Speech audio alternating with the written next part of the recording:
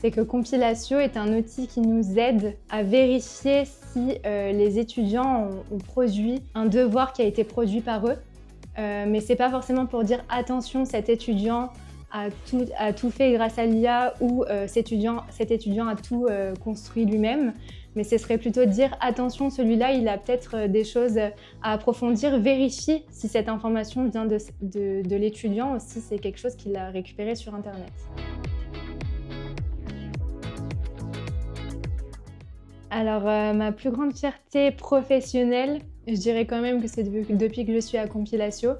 En fait, on m'a pitché l'idée de Jingo et j'y ai tout de suite cru. Je me suis dit vraiment que ça avait un réel potentiel et que j'entendais souvent des enseignants me dire les corrections, c'est chronophage, ça nous prend beaucoup de temps.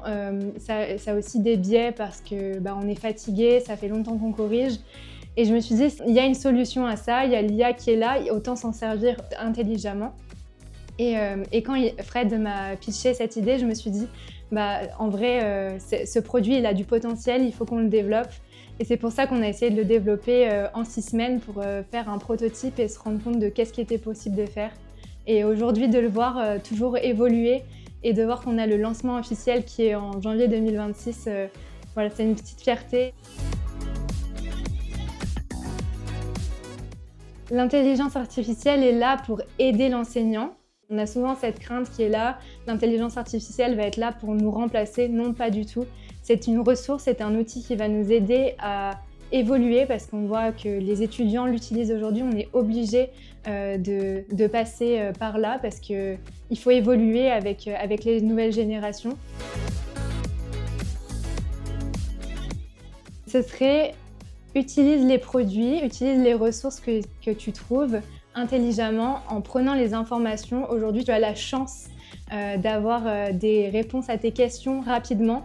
Donc, utilise ça et co-construis ta réflexion autour des résultats que tu as pour te faire ta propre opinion et vérifier si ce résultat est vraiment fiable ou pas.